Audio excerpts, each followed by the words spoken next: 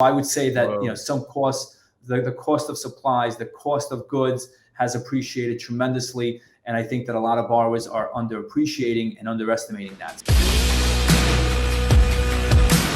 So what's the number one secret to getting the best loan?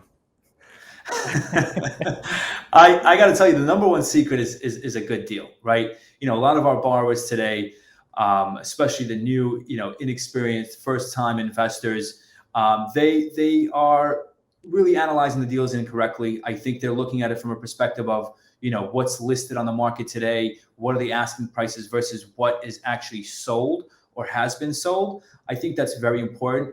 Also, I think, a lot of our borrowers today, not a lot, but those who are applying for loans, especially the inexperienced borrowers, they underappreciate and underestimate the cost of construction. Today, supplies, the cost of supplies, the cost of material.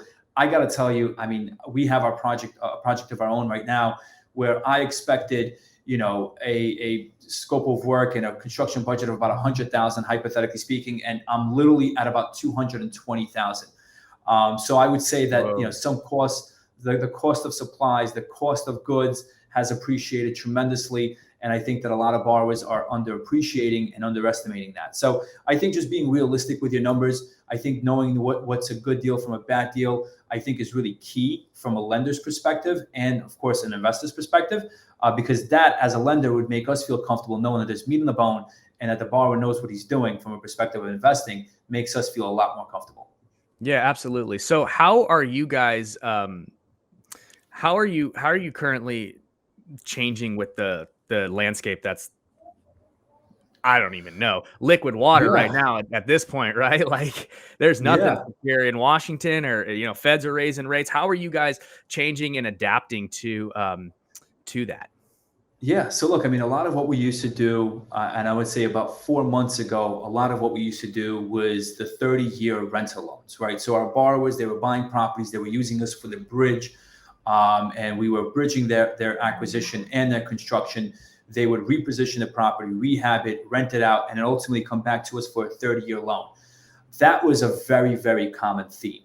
Right. Nowadays, especially with the rates, the way in which they've been increasing, a lot of our borrowers, instead of holding on to the properties, which was their plan, and rightfully so, because of all the inflation and all the appreciation in rents, their plan was to fix up the property and hold on and keep it in their portfolio.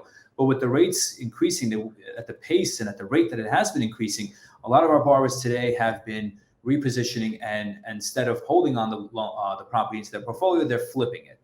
And I think, from our perspective, when we're underwriting and writing a 30-year loan, we want to be careful in the fact that, we're not closing or locking in a rate at, say, hypothetically 5%, and then having to sell it or put it on our line at 7%, because then effectively we're losing money. So, we want to make sure that we're underwriting and writing these loans correctly, especially with the appreciation in an increase in the rates. So we just want to be careful and kind of tread carefully on that perspective.